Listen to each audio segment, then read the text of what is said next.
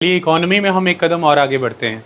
देखिए, हमने जो फर्स्ट यूनिट था हमारा पॉलिसीज़ ऑफ डेवलपमेंट, तो development policies and experiences on the eve of independence till 1990।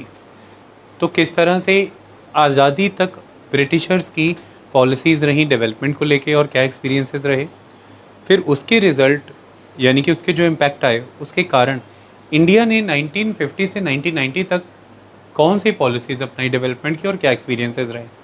ये शुरुआत के फर्स्ट यूनिट में 2 चैप्टर्स के बारे हमने सीखा। चैप्टर नंबर 1 था Indian economy on the eve of independence and chapter number 2 Indian economy 1950 to 1990। हमारे दो चैप्टर फर्स्ट यूनिट के कंप्लीट हो गए with all the question answer discussions, all the in text questions. आज हम सेकेंड यूनिट क्या first chapter करने जा रहे हैं, यानी कि ऑल इन ऑल किताब का तीसरा चैप्टर। ओके, अब आज जो हम यूनिट करने जा रहे हैं वो हम रिफॉर्म्स का यूनिट करेंगे, यानी कि इकोनॉमिक रिफॉर्म्स 1991। और उसके अंदर जो हम चैप्टर पढ़ेंगे वो है liberalisation, privatisation, globalisation and appraisal. आज हम ये स्पेसिफिक चैप्टर स्टडी करेंगे। तो unit number 2 in totality chapter number 3, that is liberalization, privatization, globalization and appraisal। इसके तहत हम 2 चीज़ों को फोकस करेंगे। सबसे पहले हम आपको एलपीजी के बारे में बताएंगे, इसकी ज़रूरत क्यों पड़ी इसके बारे में बताएंगे।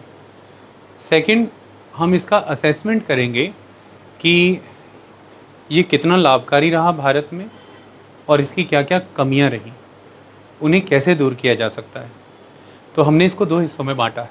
आज जो पार्ट 1 हम आपको डिलीवर करेंगे, इसमें हम एलपीजी पर बात करेंगे, लिबरलाइजेशन, प्राइवेटाइजेशन, ग्लोबलाइजेशन। जो इसका हम नेक्स्ट पार्ट रखेंगे उसमें हम असेसमेंट करेंगे एलपीजी मॉडल की। चलिए शुरुआत करते हैं इस चैप्टर को, that is liberalisation,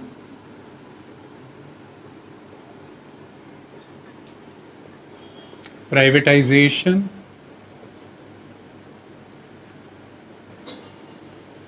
and globalisation.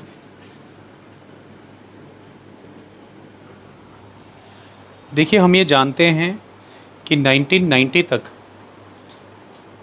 हमने जो इकोनॉमिक मॉडल फॉलो किया उस इकोनॉमिक मॉडल का नाम था मिक्स्ड इकोनॉमी।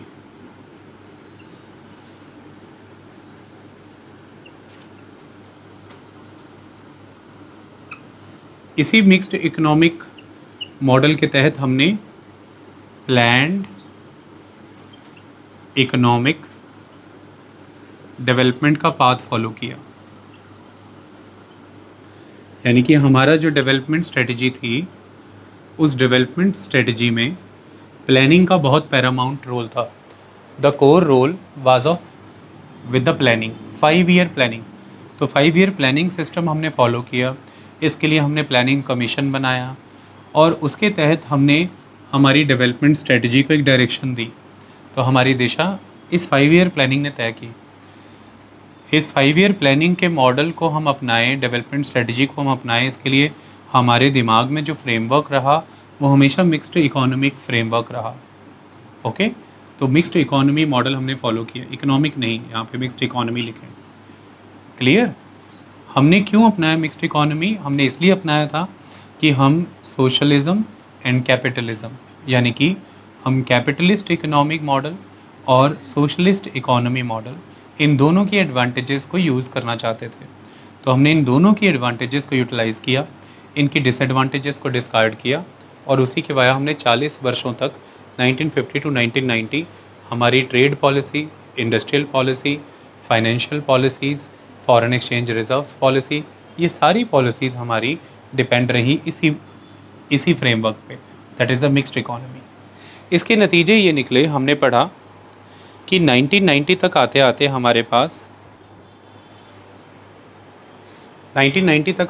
हमारे पास एक अच्छा खासा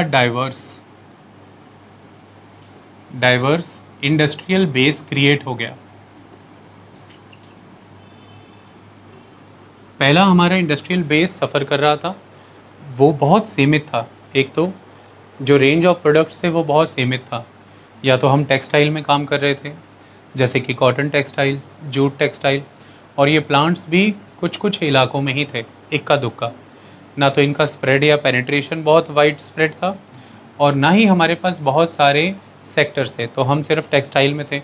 या फिर हम आयरन एंड स्टील की फील्ड में काम कर रहे थे, जैसे हमारे पास जमशेदपुर में टाटा का प्लांट था, और हमारे पास दुर्गापुर में स्टील प्लांट था, जो steel authority of India limited के अंदर होगा।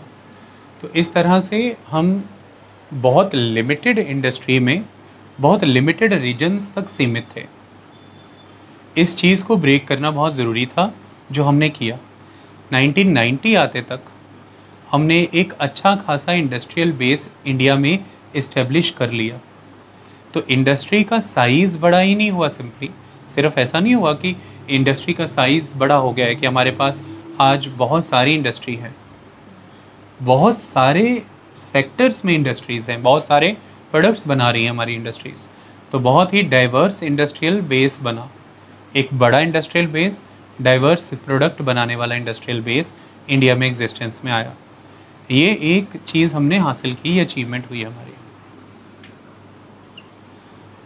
सेकेंड अचीवमेंट जो हमारी हुई इस दौरान तक, कि हम सस्टेन्ड मैनर में कंटिन्यूसली एक्सपेंड करते गए एग्रीकल्चरल प्रोडक्शन को। तो हमारा एक सस्टेन्ड एक्सपेंशन हुआ है एग्रीकल्चरल प्रोडक्शन का।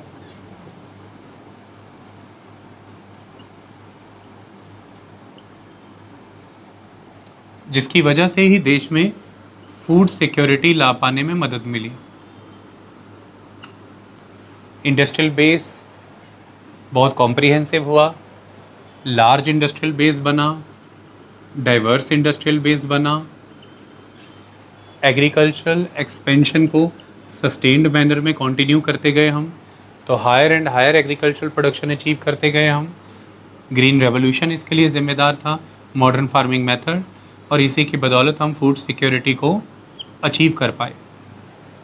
और तीसरी चीज़ ये थी कि हम हमारे देश में सेविंग्स को मोबिलाइज़ कर पाए।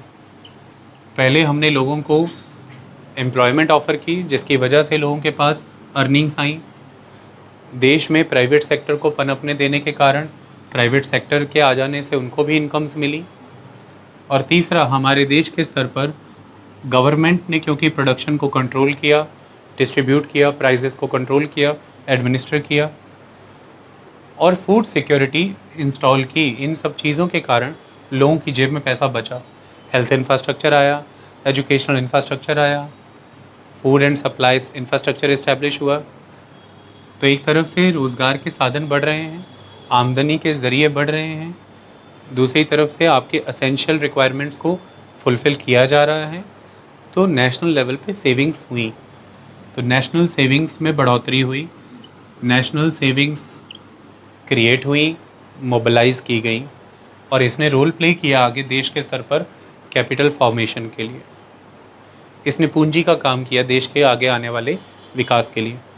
1990 तक हमने जो mixed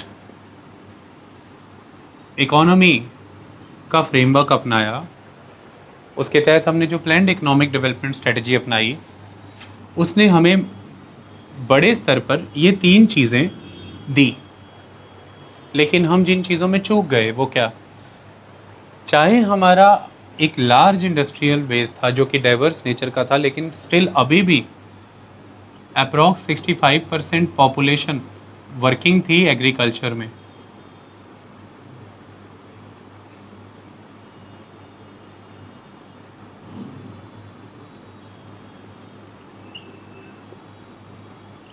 %65 population is still working in agriculture sector. तो 1950 से 1990 के बीच में जो वर्किंग पॉपुलेशन का प्रोपोर्शन है प्राइमरी सेक्टर या एग्रीकल्चर सेक्टर में, इसमें कोई बड़ी गिरावट नहीं आई।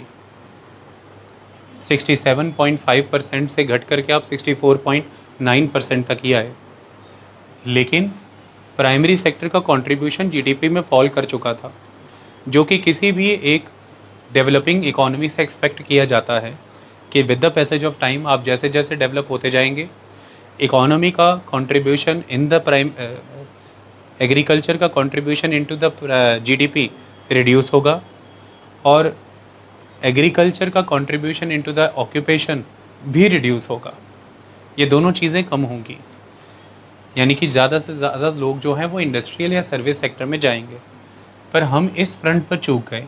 उसका बड़ा कारण यही था कि जो इंडस्ट्रियल डेवलपमेंट हुआ, जिस नेचर का हुआ, और सर्विस सेक्टर ने जैसा एक्सपेंशन किया, ये पॉपुलेशन को बतौर एम्प्लॉयमेंट एब्जॉर्ब करने के लिए काफ़ी नहीं था और इसका नेचर कंड्यूसिव नहीं था कि वो एम्प्लॉयमेंट ऑफ़र करे।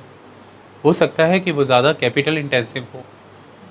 तो इसके कारण से आज भी बड़ी जनसंख्या हमारी खेतीबाड़ी पर ही निर्भर थी। तो इससे ये क्लियर होता है कि इतने large industrial base, diverse industrial base का जो लाभ है वो लोगों तक ट्रांसफ़र नहीं हो रहा है, क्योंकि आज भी 65% वर्किंग पॉपुलेशन तो खेतीबाड़ी में ही है और उस खेतीबाड़ी में है जिसका कंट्रीब्यूशन जीडीपी में फॉल कर गया है।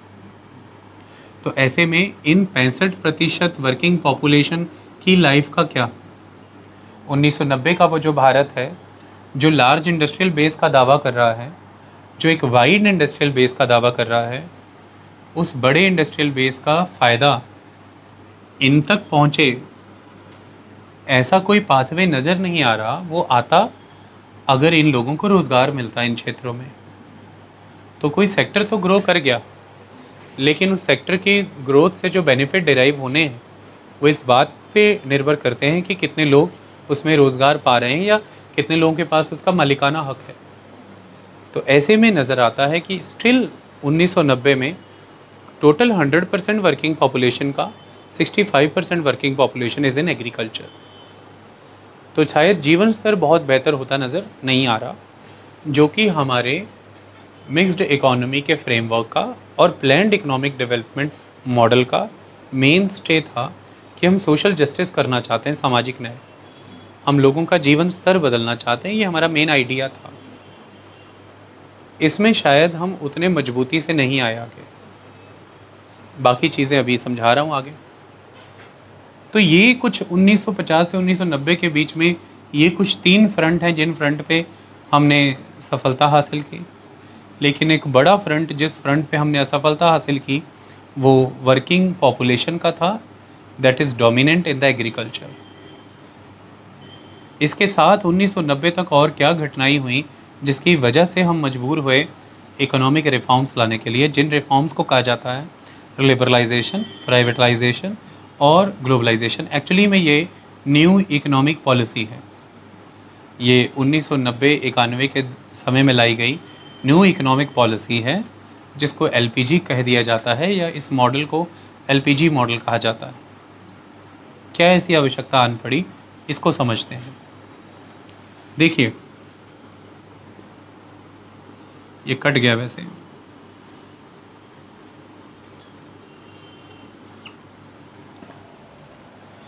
देखिए, 1990 में जो मेन इशू इंडिया कन्फ्रंट कर रहा था वो बैलेंस ऑफ पेमेंट का क्राइसिस था। That was balance of payment crisis. मतलब हम बहुत ज़्यादा नेगेटिव बैलेंस ऑफ पेमेंट में थे। इसको सिंपली आप समझिए कि दो मुल्कों के बीच में जब गुड्स में व्यापार होता है, it is a balance of trade. अगर आपने 100 रुपये की गुड्स उस मुल्क को बेची हैं और उन्होंने 50 रुपये की गुड्स आपको बेची हैं, तो उनको आपको अब 50 रुपये देने हैं, तो आप ₹50 के पॉजिटिव बैलेंस ऑफ ट्रेड में हैं। इसका बिल्कुल उल्टा, अगर आपने उन्हें 50 रुपये की चीज़ें बेची हैं, उन्होंने आपको 100 रुपये की, तो आपके सिर पे अब उनको 50 रुपये देने की देनदारी है। आप ₹50 के नेगेटिव बैलेंस ऑफ ट्रेड में हैं। आप इसमें इंटेंजिबल्स भी ऐड कर लें, सर्विसेज भी ऐड कर लें, आप इसमें ग्रांट, इंटरेस्ट, लोन्स, ये सारी चीज़ें जोड़ लें, तो ये balance of trade balance of payment में बदल जाता है। हम इसी बैलेंस ऑफ पेमेंट के क्राइसिस से जूझ रहे थे, यानी कि एक heavy negative balance of payment create हो रखा था। भारत के सिर पे देनदारी बहुत ज़्यादा थी। सवाल ये खड़ा होता है कि इतनी ज़्यादा देनदारी कैसे थी, और थोड़ा सा समझाएं कि क्या ही लेवल बना होगा कि हम एक नए इकोनॉमिक मॉडल को लाने के लिए मजबूर हुए। लेवल ये बना था कि इंडिया अपने फॉरेन बोरोविंग्स पे, फॉरेन डेट पे जो किश्तें भरनी होती हैं ब्याज की, वो भी नहीं भर पा रहा था। यानी कि इंडिया जो इंटरेस्ट पे कर पाता था, इस समय तक वह भी नहीं कर पा रहा था। आपकी इंटरनेशनल बोरोविंग के प्रति दुनिया भर की आपको लेकर के क्रेडिबिलिटी ज़ीरो हो गई। मतलब दुनिया अब आपको क्रेडिबल प्लेयर नहीं मान रही थी कि जिसे लैंड किया जाए या पैसा लोन पे दिया जाए। ऐसी परिस्थितियां भारत की हो गई थी, और उस परिस्थिति का ही ये रिज़ल्ट क्यों बनी? क्योंकि हम उठाए हुए पैसे पे ब्याज तक भी नहीं दे पा रहे हैं, पैसा तो क्या ही देना। ये कहानी हो गई थी। तो हम डिफ़ॉल्ट कर रहे थे अपनी रीपेमेंट्स में। तो इंडिया 1990 के समय तक हेविली डिफ़ॉल्ट कर रहा था अपने इंटरनेशनल बोरोविंग या फॉरेन बोरोविंग्स, यानी कि फॉरेन डेट की प्रोविजनिंग में इंडिया डिफ़ॉल्ट करने लग गया था। और उसकी वजह से सिचुएशन ये क्रिएट हो रही थी कि जो पुराने लैंडर्स हैं उनको कॉन्फिडेंस नहीं रहा कि आगे फर्दर लैंड किया जाए, और जो नए लैंडर्स हैं वो हमारी केस हिस्ट्री को देख करके इनिशिएटिव नहीं ले रही थी हमें लैंड करने के लिए। लेकिन हमारी ज़रूरतें हैं कि हमें पैसा दिया जाए। ये ज़रूरतें क्यों हैं अभी समझेंगे। तो हैविली हम सफ़र कर रहे हैं बैलेंस ऑफ पेमेंट क्राइसिस से। हम पर भारी फॉरेन डेट है जिस डेट को हम रीपे नहीं कर पा रहे हैं। सेकंड, हम जिस प्रॉब्लम से सफ़र कर रहे हैं वो है कि भारत और तमाम ऐसे मुल्क जो किसी समय में कंट्रोल में रहे हैं कॉलोनियल पीरियड के, उसके बाद आज़ाद हुए और उन्होंने एक इकोनॉमिक जर्नी की शुरुआत की जो कि डेवलपिंग स्टेट में है। जब आप डेवलपिंग स्टेट में होते हैं, आपको अपनी कंट्री के लिए basic social and economic infrastructure बिल्कुल स्टेगनेंसी की स्टेज से शुरुआत करना पड़ता है। बिल्कुल जहाँ पर बिल्कुल स्टेगनेंट है सब कुछ, एकदम शून्य की कगार पे पहुँचा हुआ है, वहाँ से आपको शुरुआत करनी होती है। आपको हैवी एंड बेसिक इंडस्ट्रीज़ लगानी होती हैं।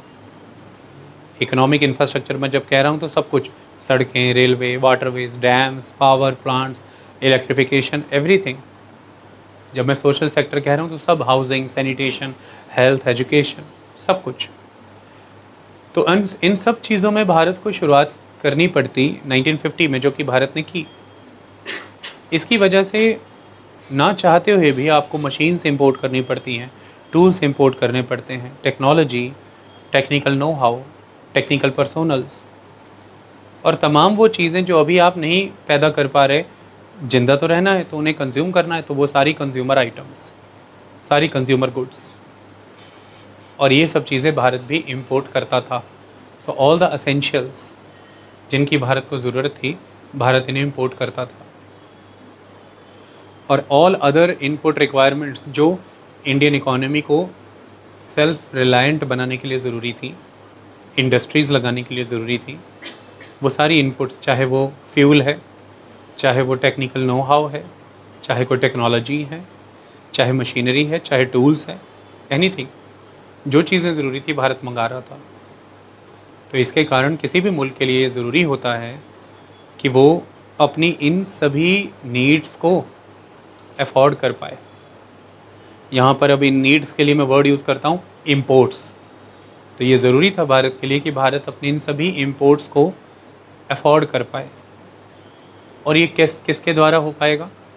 ग्लोबली जो उस समय तक गुड्स एक्सचेंज हो रही थी और आज भी, वो डॉलर्स में हुआ करती, अमेरिकन डॉलर्स। तो ये बहुत ज़रूरी है कि अगर आप वो सारे इंपोर्ट्स कंटिन्यू करना चाहते हैं तो आप अमेरिकन डॉलर्स का एक अच्छा खासा रिज़र्व अपने पास मेंटेन रखें। आपके पास वो रिज़र्व मेंटेन नहीं है तो फिर आपको वो पैसे लेने पड़ेंगे बाज़ार से। एनी हाउ आपको अमेरिकन डॉलर्स की ज़रूरत होती है जब आप चीज़ें इंपोर्ट करना चाहते हैं। तो ऐसे में भारत के पास इस समय बताया जाता है कि इतना ही फॉरेन एक्सचेंज रिज़र्व था जो सिर्फ़ और सिर्फ 14 डेज़ की असेंशियल इंपोर्ट रिक्वायरमेंट्स को बामुश्किल पूरा कर पाए। उससे ज़्यादा की हमारी आयात आवश्यकताएं जो थी बहुत ही एसेंशियल नेचर की, उसे पूरा कर पाने के फॉरेन एक्सचेंज रिज़र्व्स हमारे पास नहीं थे। सो फॉरेन रिज़र्व क्राइसिस था।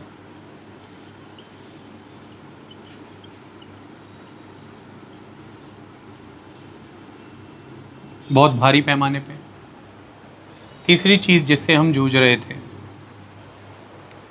लगातार अंतर्राष्ट्रीय स्तर पर हालात बदले और दुनिया को इस समय में प्रभावित कर रहा है crude, that is crude oil, क्योंकि दुनिया भर के डेवलप्ड और डेवलपिंग नेशंस के लिए एनर्जी का मेन सोर्स क्रूड ही है और उसे यूज़ किया जा रहा था।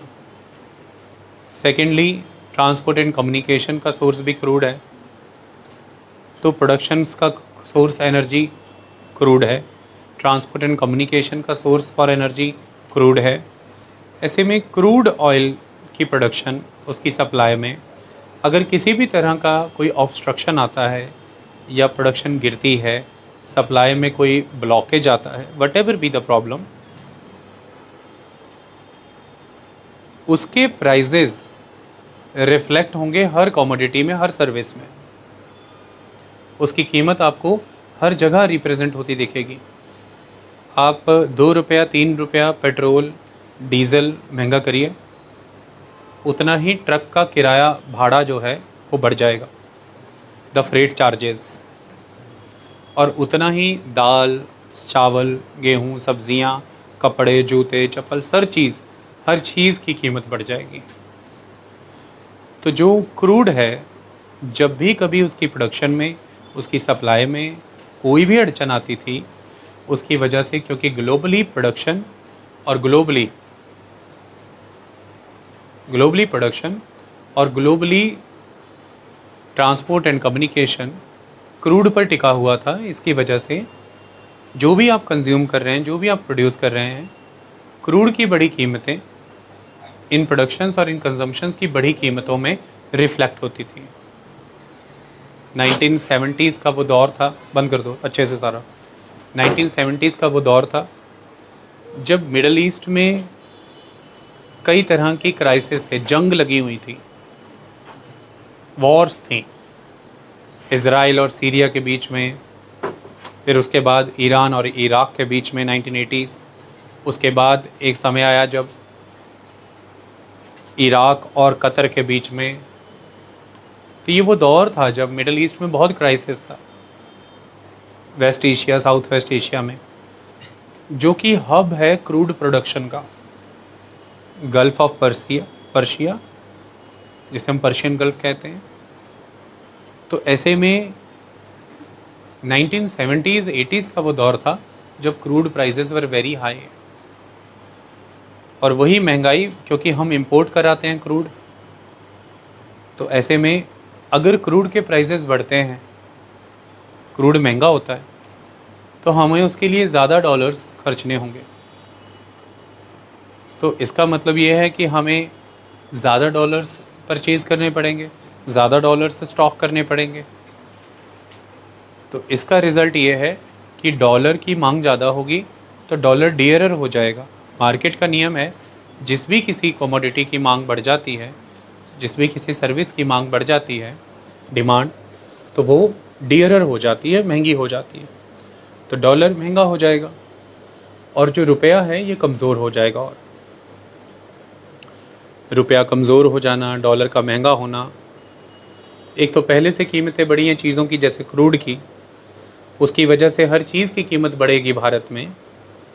और दूसरी कहानी ये है कि उस बढ़ी हुई कीमतों वाला क्रूड लेना भी आपको डॉलर में है, और डॉलर की भारी मांग पैदा होने के कारण डॉलर और महंगा हो रहा है। इस वजह से आपका रुपया और कमज़ोर हो रहा है, क्योंकि जैसे जैसे महंगाई बढ़ेगी, इन्फ्लेशन, तो रुपया कमज़ोर माना जाता है।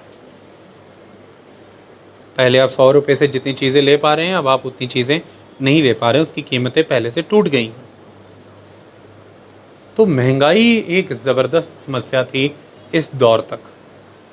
इन्फ्लेशन ने बहुत परेशान किया लोगों को, इंडस्ट्रियलिस्ट को, सरकारों को, क्योंकि लोगों के स्तर पे ये प्रभावित कर रही थी कि वो सेविंग्स नहीं कर पा रहे थे, बुनियादी जीवन प्रभावित हो रहा था, लिविंग स्टैंडर्ड बेहतर नहीं हो पा रहा था जितना होना चाहिए। सरकारें प्रभावित हो रही थी क्योंकि वेलफेयर प्रोग्राम्स महंगे होते जा रहे थे, सपोर्ट मेजर्स महंगे होते जा रहे थे, और सरकार खुद एक लीडिंग प्लेयर थी प्रोडक्शन का, इस वजह से प्रोडक्शंस महंगी होती जा रही थी। प्राइवेट प्लेयर इंडस्ट्रियलिस्ट परेशान था क्योंकि वो भी महंगी प्रोडक्शन करने के लिए मजबूर था। तो इन्फ्लेशन ने ऐसे प्रभावित किया। दूसरी हमारी नीतियाँ थी जिसके कारण इन्फ्लेशन हुई।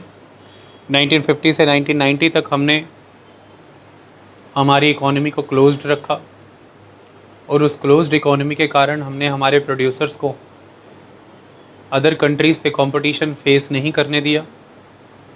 इसके कारण ये नतीजा निकला कि प्रोडक्ट डेवलपमेंट किया नहीं गया, प्रोडक्ट डाइवर्सिफाई नहीं किया गया, प्रोडक्ट की क्वालिटी पे बहुत वर्क नहीं किया गया, और प्रोडक्ट को कॉस्ट कॉम्पिटिटिव बनाने की कोशिशें नहीं की गई।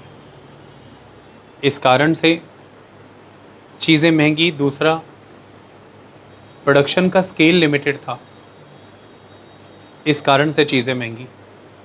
तो प्रोडक्ट में रिसर्च एंड डेवलपमेंट, इनोवेशंस करके उसको सस्ता बना के रखा जाए, ऐसे कोई प्रयास नहीं थे। प्रोडक्शन सीमित रहा, इसकी वजह से कीमतें बढ़ी, ये एक समस्या है। और ग्लोबली जो सप्लाई भारत आ सकती थी उसे आने नहीं दिया गया क्योंकि बाज़ार क्लोज थे, जिससे कीमतें गिरती। तो ये एक समस्या का कारण था। तो कुल मिलाकर के देश के लेवल पर भारी महंगाई एग्जिस्ट कर रही थी। और आपने उन दिनों में सुना भी होगा कि कई फिल्में, कई गाने महंगाई पर ही थे। रोटी कपड़ा और मकान का एक पूरा गाना महंगाई पर है, और वो बहुत लंबा चौड़ा भारी गाना है। मतलब हालात ये थे कि सरकार 1950 में 5 ईयर प्लानिंग के तहत, इकोनॉमिक पॉलिसी के तहत सोशल जस्टिस का वादा करके स्टेट लेड इकोनॉमिक डेवलपमेंट का मॉडल लाई। लेकिन हालात फिर ये भी थे कि ठीक 21 बरस बीत जाने के बाद 1970-71 में जब चुनाव हुए, 4th 5 ईयर प्लान का समय है, और उस समय की मौजूदा सरकार को दोबारा चुनाव में आने समय गरीबी हटाओ का नारा देना पड़ा। इसका मतलब गरीबी एक बहुत बड़े स्तर पर थी, poverty was there. Okay, so that is the reason कि जो महंगाई है वो व्यक्ति का जीवन स्तर बेहतर नहीं होने दे रही, वो उसको पोषण अचीव नहीं करने दे रही, वो उसको शिक्षा की तरफ जाने नहीं दे रही। और ऊपर से ये वो दौर है जिस दौर में भारी भरकम जनसंख्या वृद्धि होगी, पॉपुलेशन एक्सप्लोजन होगा। जितने लोग आप गरीबी से बाहर निकाल रहे हैं उससे कई गुना ज़्यादा जनसंख्या में ऐड हो रहे हैं। इसके कारण जो एक एब्सोल्यूट फिगर है गरीब जनसंख्या का, वो जस का तस है, उसमें कोई बदलाव नहीं आ रहा है। आई बात समझ में? वो बढ़ी हुई जनसंख्या भी एक कारण है जो महंगाई को सपोर्ट करता है, क्योंकि जितने ज़्यादा एफर्ट्स हो रहे हैं, जो प्रोडक्शन है, उतने ही माउथ हैं कंज्यूम करने वाले भी। सो मोटा मोटा 3 बड़े कारण खड़े हैं 1990 तक। एक बैलेंस ऑफ पेमेंट क्राइसिस है आपका, एक आपका फॉरेन एक्सचेंज रिजर्व क्राइसिस है, और एक इन्फ्लेशन का क्राइसिस है। जो क्राइसिस आपको मजबूर करते हैं कि आप ये विचार करें कि क्या आपकी इकोनॉमिक मॉडल सही है कि नहीं, कोई बदलाव लाने की ज़रूरत तो नहीं। पर इन क्राइसिस ने ऐसे क्या हालात पैदा कर दिए कि सरकार मजबूर हो गई बदलाव लाने के लिए। सरकार को किसने कहा, या सरकार ने ऐसे कदम क्यों उठाए, थोड़ी उस पर बात होनी अभी ज़रूरी है। कंटिन्यूटी में चलेंगे, पानी पीने दो।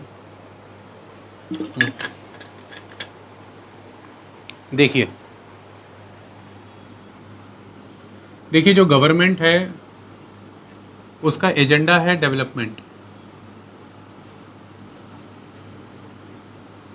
डेवलपमेंट करना है, विकास करना है, ठीक है। डेवलपमेंट करना है तो डेवलपमेंट करने के लिए पूंजी चाहिए। डेवलपमेंट करने के लिए सीधा सीधा कहें तो पैसा चाहिए। पैसा कहाँ से आएगा? सरकार के पास। सरकार पैसा लेकर के आएगी, अपनी रेवेन्यू सोर्सेज कहाँ से आएंगे? So you need money. तो आप रेवेन्यू जनरेटिंग सोर्सेज की तरफ फोकस करेंगे। उसमें से एक इम्पॉर्टेंट एस्पेक्ट है टैक्स। एक तो आप टैक्स की तरफ जाएंगे, दूसरा नॉन टैक्स। तो नॉन टैक्स में जाएंगे कि आपकी इंडस्ट्रीज़ क्या मुनाफा कमा रही हैं, तो उनसे आप डिविडेंड हासिल करेंगे, है कि नहीं? So the dividend of your industries या फिर प्रॉफिट्स। तो टैक्स एंड द प्रॉफिट्स, ये दो मेन चीज़ों पर आप फोकस करेंगे यहाँ पर, जिसकी वजह से आपके पास पैसा आएगा तो आप विकास करेंगे। क्योंकि कुछ भी हो जाए, ये तो कॉम्प्रोमाइज़ नहीं हो सकता कि आप डेवलपमेंट को छोड़ दें। क्योंकि जैसी समस्या में अभी आप हैं, ये समस्या तो और बड़े स्केल पे हो जाएगी अगर डेवलपमेंट रुक जाएगी। Continuous development is the need of the society, is the need of the government. तो सरकार की ज़रूरत है कि वो कंटिन्यूस डेवलपमेंट करती रहे। इसके लिए उसे टैक्स से पैसा आता है, डिविडेंड या फिर प्रॉफिट्स, जो कि उसकी इंडस्ट्रीज़ हैं, जो जहाँ पर कि उसका इन्वेस्टमेंट है, वहाँ से जो से पैसा आता है वही उसका आमदनी का ज़रिया है। एक तरफ सरकार का ये रेवेन्यू का सोर्स है, जरिया है, जिसकी बदौलत वो डेवलपमेंट कर रही है। और डेवलपमेंट होता कैसे है? जब आप एक्सपेंडिचर करते हैं, expenditure for the public development, for the public things, for the public activities, तभी आप डेवलपमेंट कर पाते हैं। खर्चना, निवेश करना, एक्सपेंडिचर में एक्सपेंडिचर खुद आता है, और कैपिटल एक्सपेंडिचर, तो आप एक्सपेंडिचर भी अलग अलग तरह से करते हैं। एक आप रेवेन्यू कैटेगरी का एक्सपेंडिचर करते हैं, एक आप कैपिटल एक्सपेंडिचर करते हैं, मतलब निर्माणकारी खर्चे, निवेश होते हैं। तो एक्सपेंडिचर, तो जब भी कभी ऐसी परिस्थिति आती है कि गवर्नमेंट का जो रेवेन्यू है वो माइनस है, मतलब कि वो कम है, दैट इज़ लेस, और गवर्नमेंट का जो एक्सपेंडिचर है वो प्लस है, मोर है, तो you have more expenditure as compare to your revenue. मतलब आमदनी 98 है, खर्चा रुपया है। आमदनी 98, खर्चा रुपया, मतलब 50 पैसा कमाते हैं, 1 रुपया खर्चते हैं, तो 50 पैसे के घाटे में हैं आप। तो यही हालात उस समय तक भारत सरकार के बन गए कि development was the main agenda of the government. लेकिन दूसरी तरफ देखा जाए तो गवर्नमेंट ये डेवलपमेंट करती है पैसों से। पैसे के ज़रिए सरकार के कौन से हैं? टैक्स बेस है, गवर्नमेंट के किए गए निवेश है, उनसे आने वाला मुनाफा है, और दूसरी तरफ है सरकार के खर्चे, एक्सपेंडिचर। तो at this point of time expenditures were Paramount, but the sources of revenues were not working properly. It was not ample enough to match the requirements of expenditure। तो जब ऐसी परिस्थिति आती कि आमदनी कम है, खर्चा ज़्यादा है, इसे डेफिसिट कहा जाता है। This is a deficit. घाटे की परिस्थिति में आप, और इस डेफिसिट को सरकार फाइनेंस करती है, तभी डेवलपमेंट का एजेंडा आगे चल पाता है। तो you need to finance the deficit, you need to fill that gap. 3 lakh crore रुपया आपका रेवेन्यू है, 6 लाख करोड़ रुपया आपका एक्सपेंडिचर है, तो आप 3 लाख करोड़ के घाटे में, डेफिसिट है, वो घाटा आपको भरना पड़ेगा।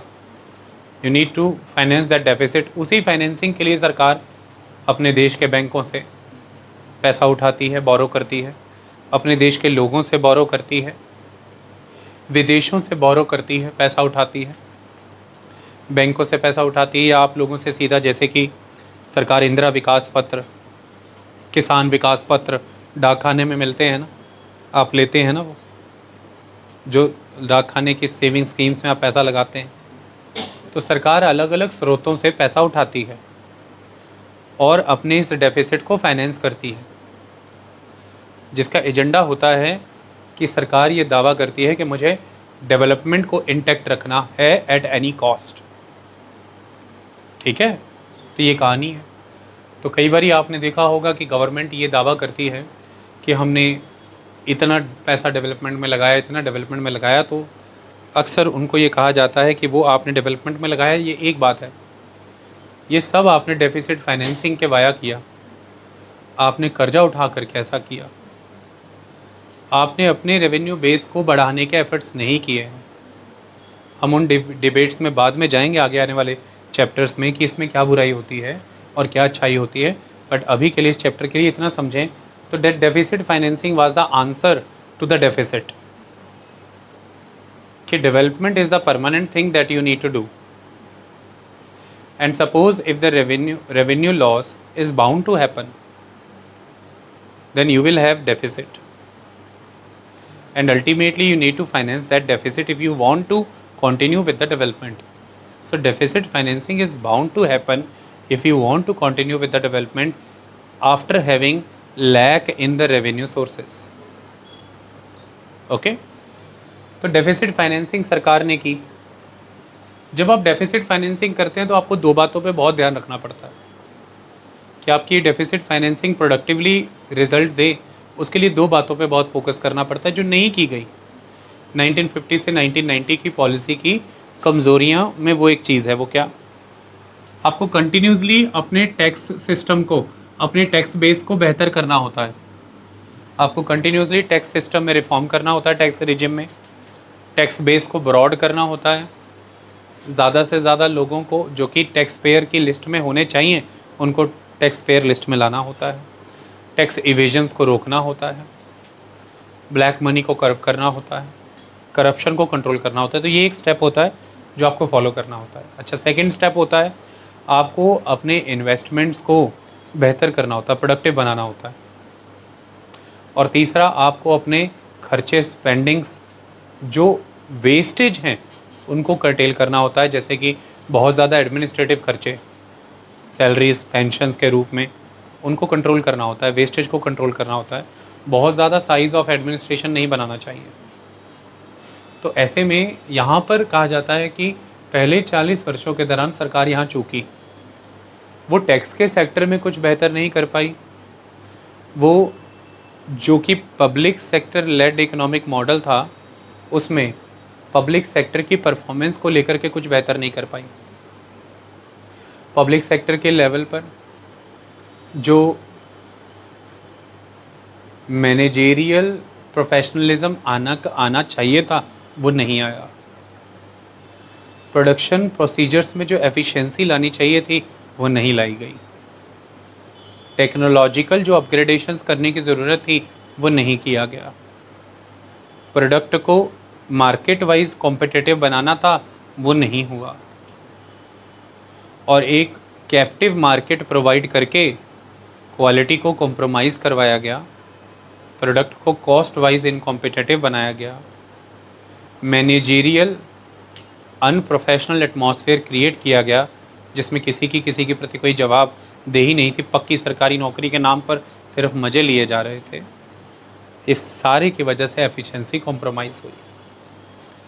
इसकी वजह से सरकार का जो इनपुट है, इनकम है, वो कॉम्प्रोमाइज़ हुआ, लेकिन जो खर्चे हैं वो कहीं भी कॉम्प्रोमाइज़ नहीं हुए, वो बड़े हैं, चाहे वो डेवलपमेंट के नाम पे ही क्यों ना हो।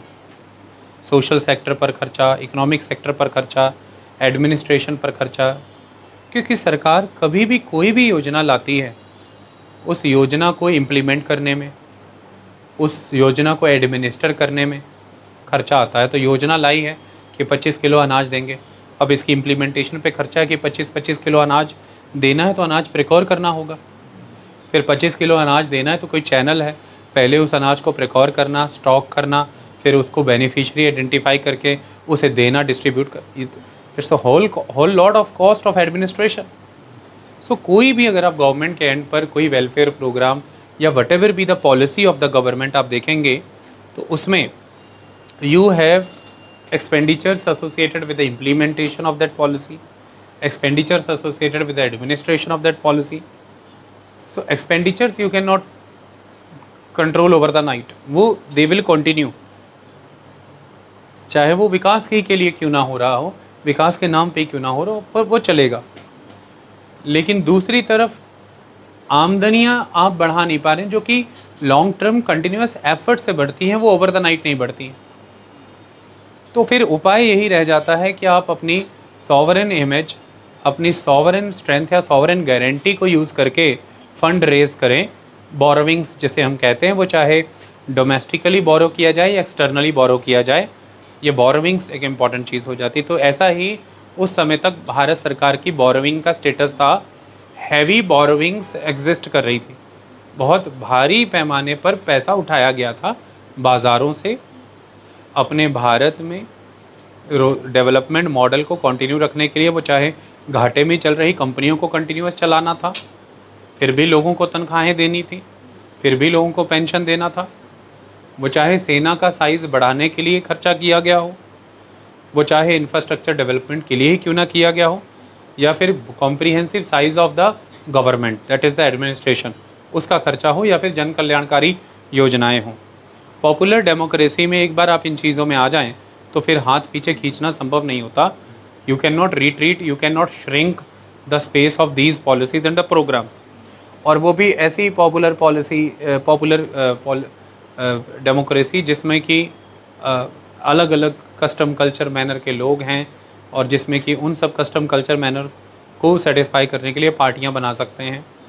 और जैसा कि दौर बना 1985 के बाद बहुत सारी पार्टियों का एग्जिस्टेंस में आकर के सरकार बनाना, तो इस तरह से बर्डन सरकार पे घटने का कोई स्कोप नहीं है।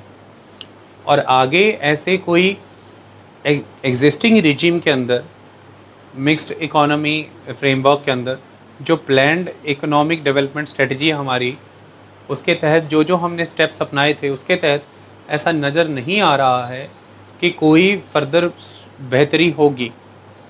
लेकिन आप डिग्रेड होंगे ये नज़र आ रहा है, क्योंकि खर्चे कम होने के नाम पर बढ़ रहे हैं। इस परिस्थिति में सरकार है आपकी, और 14 दिन का फॉरेन एक्सचेंज रिजर्व उसके पास बचा है, दैट्स ऑल। उससे आगे बढ़ना है। तो यहाँ पर बोरोविंग्स एसेंशियल हैं कंट्री के वाइटल फंक्शंस को कंटिन्यू करने के लिए। और इन्हीं बोरोविंग्स के लिए सरकार जब उस समय में वर्ल्ड बैंक के पास गई, international bank for reconstruction and the development, और IMF के पास गए, इंटरनेशनल मॉनेटरी फंड। तो जब आप वर्ल्ड बैंक के पास गए, IMF के पास गए, उन्होंने आपको $7 बिलियन उस समय में दिए। एक तरह से उन्होंने आपको बेल आउट किया। लेकिन इन $7 बिलियन के बदले में उन्होंने आपको एक लाइन ऑफ पॉलिसी सजेस्ट की। एक तरह से आप कह सकते हैं इस लोन से जुड़ी हुई, जैसे आज की डेट में जब आप पर्सनल लोन लेते हैं या लोन अगेंस्ट प्रॉपर्टी या फिर एजुकेशन लोन, तो बिज़नेस लोन, उनके साथ उस लोन की कुछ कंडीशंस होती हैं कि अगर आपने बिज़नेस लोन लिया है तो वो बिज़नेस में ही लगेगा, आप उसे बतौर पर्सनल लोन नहीं यूज़ कर सकते। होम लोन लिया है तो वो होम लोन में ही लगेगा, पहले आपको DPC लेवल डलने पर पैसा आएगा, फिर जब हम देख लेंगे लेंटर डल गया तो पैसा देंगे, फिर जब हम देखेंगे कि वुडन वर्क और फ्लोरिंग हो रही है तब देंगे। मतलब वो पैसा उसी काम में लगे, आप उड़ाना दे कहीं, घर बनने में लगे, क्योंकि वो पैसा कैपिटल डेवलपमेंट के लिए दिया गया। कैपिटल एसेट माने घर, है ना। होम लोन ले लेके लोग कब सस्ती ब्याज दर पर पैसा पर 4 हैं लंदन हनीमून मना रहे, तो फिर कोई एसेट तो बना नहीं। अब बदले में बैंक वाले आए तो खींच के हनीमून तो नहीं ले जाएंगे, पर बैंक के तो कागज़ रखे हैं, घर तो फिर भी है। तो ये कहानी होती है, कोई सिस्टम होता है। इसी तरह से वो जो लाइन ऑफ क्रेडिट एक्सटेंड किया गया इंडिया को, उसके साथ स्लीव ऑफ सजेशंस, जिन्हें आप थोड़ा सा स्ट्रॉन्ग वर्ड्स में कहें तो कंडीशंस आई, और उनके तहत ये भारत से कहा गया कि आपको अपना इकोनॉमिक ओवरहॉल करना होगा। आप $7 बिलियन के इस पैकेज से नहीं बच पाएंगे, आपको अपने अंदर कुछ बदलाव लाने होंगे, तब बदलाव आएंगे, तब चीज़ें ठीक होनी शुरू हो जाएंगी। जब भारत ने पूछा कि वो क्या बदलाव लाने हैं, आप बताइए, भारत को पता तो था ही, लेकिन वही कि बताइए क्या कंडीशंस हैं, क्या बदलाव हैं। तो वो बदलाव और वो कंडीशंस ही को नाम दिया गया, शक्ल दी गई LPG की, लिबरलाइजेशन। तो सिंपल शब्दों में कहिए तो उन्होंने कहा कि आपको लिबरलाइजेशन, प्राइवेटाइजेशन एंड ग्लोबलाइजेशन करना होगा, तब आप एक सेल्फ सस्टेन्ड इकोनॉमी के रूप में आगे बढ़ेंगे, जो अपने डेट को मैनेज करे, जो अपने फॉरेन एक्सचेंज रिजर्व्स को मैनेज करे, जो इन्फ्लेशन को मैनेज करने में कामयाब हो, जो एक्सपोर्ट्स को मैनेज कर पाएगी, ये सारी चीज़ें आप तब कर पाएंगे जब आप अब ये मॉडल अपनाएंगे। तो न्यू इकोनॉमिक पॉलिसी अपनाई गई। उस न्यू इकोनॉमिक पॉलिसी के तहत एक नया मॉडल अपनाया गया, दैट इज़ एलपीजी मॉडल, जो आगे आने वाले वर्षों में भारत की डेवलपमेंट स्ट्रेटजी को डायरेक्शन प्रोवाइड करेगा, दिशा देगा। तो हमारे जो विकास की रणनीति थी उसके आगे की दिशा अब एलपीजी मॉडल के द्वारा निर्धारित होने वाली थी। और वो मॉडल अब आपसे क्या एक्सपेक्ट करता है, क्या कहता है? तो वो कहता है ज़्यादा बात 3-5 नहीं, बस इतना समझिए कि आपको लिबरलाइजेशन, प्राइवेटाइजेशन एंड ग्लोबलाइजेशन करना है। तो पहली हेडिंग है लिबरलाइजेशन, कि लिबरलाइजेशन करिए, यू नीड टू लिबरलाइज। तो वही लिबरलाइजेशन के तहत, ये 6वां मैंने कुछ नहीं लिखा, 5वें पे छोड़ दिया है ना। 6वां कुछ था ही नहीं तो कहाँ से लिख दूँ, ऐसे ही लिख दूँ 5 ही थे तो लिख दिया, 6वां डाल दिया था पर कुछ था नहीं आगे। तो ये लिबरलाइजेशन है। क्या करता है भारत लिबरलाइजेशन के अंदर, वो हम आपको समझाते हैं। देखिए, लिबरलाइजेशन शब्द अगर हिंदी में कहें तो उदारीकरण, उदारीकरण करना होगा आपको। अब्दुल, क्या करना होगा अब्दुल? उधारी। देखा जी मुझे पता था, ऐसे ही बोले, गलत। उधारीकरण नहीं, उदार आदमी, बड़े उदार मन का आदमी है ना। आपको कौन लोग चाहिए? लिबरल, जिनकी सोच बड़ी लिबरल, जिनकी डिसीजन मेकिंग बड़ी लिबरल, उदारीकरण वाले लोग, उधारी करने वाले लोग नहीं जाग मेरे भाई, आजा इधर, आजा आगे आजा, ये कुर्सी देना भाई, बैठाओ उधर बैठाओ। उधारीकरण हो गया उसका पीछे बैठ बैठ के। अब काफ़ी फ्री फ्लो हो गए हम, चलते लेक्चर में ही ये सब चलाते रहते हैं, कोई चक्कर नहीं है। काम जब कंटेंट क्वालिटी का दे रहे हैं तो क्या मतलब बनता है, कुछ भी कर सकते हैं। बैठ मेरे भाई, वहाँ पे बैठ सिमरप्रीत के पास, इनको बसाओ कुछ टॉनिक वॉनिक पिलाओ कि कैसे स्टेबल होते हैं तैयारी में, जैसे आप हो गई ऐसा। चलो, तो उदारीकरण बोला जाता है, लिबरलाइजेशन और उदारीकरण।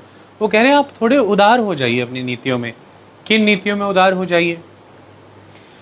भारत ने 1950 में जो मॉडल अपनाया, 5 ईयर प्लानिंग मॉडल, उस मॉडल के तहत हमने एक तरह का क्लोज्ड इकोनॉमिक सिस्टम फॉलो किया। और उस इकोनॉमिक सिस्टम के तहत, क्योंकि हमारे 4 बड़े गोल थे, एक गोल था ग्रोथ, एक गोल था मॉडर्नाइजेशन, एक गोल था सेल्फ रिलायंस। क्योंकि वो जो हमारा सेल्फ रिलायंस का गोल था, उस गोल के तहत हमें ऐसा लगा कि हमें बीइंग अ डेवलपिंग इकोनॉमी एक लंबा समय देना पड़ेगा हमारी इंडस्ट्रीज़ को, इंडिजीनियस इंडस्ट्रीज़ को, जो डेवलप हो पाएँ। तब तक के लिए हम उन्हें ऑलरेडी डेवलप्ड कंट्री की इंडस्ट्रीज से compete करने नहीं दे सकते। इसके लिए हमें उन्हें कैप्टिव मार्केट ऑफ़र करनी पड़ेगी, यानी कि वो मार्केट जो उनके लिए ही पक्की मार्केट है, कोई और कंट्री का प्रोडक्ट इस मार्केट में आकर के उनके साथ compete नहीं कर पाएगा। इसके लिए इम्पोर्ट टैरिफ्स भी लगाए गए, इसके लिए इम्पोर्ट कोटा भी लगाया गया। ये एक इम्पॉर्टेंट चीज़ है। तो हमने ये कहा कि हम हमारी इंडिजीनियस इंडस्ट्री को डेवलप करेंगे। जब वो एक समय के बाद इतनी मैच्योर हो जाएगी, कॉम्पिटेंट इनफ हो जाएगी, तब हम उसे ग्लोबली compete करने का मौका देंगे, ताकि वो मॉडर्नाइज हो, ताकि वो कॉम्पिटिटिवनेस अचीव करे, बेहतर एफिशिएंसी अचीव करे, टेक्नोलॉजिकली अपग्रेड हो। जब ये समय आएगा तब हम ये करेंगे। उसके पहले उसे अपने पैरों पे खड़ा करने के लिए ज़रूरी है कि हम उसे प्रोटेक्ट भी करें और हम उसे प्रमोट भी करें।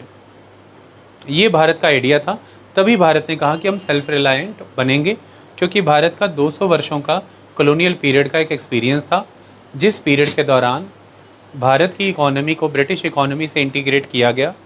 और उस इंटीग्रेशन का नतीजा ये निकला कि इंडिया एक कॉलोनाइज्ड कंट्री की इकोनॉमी एक्सपीरियंस करके गया।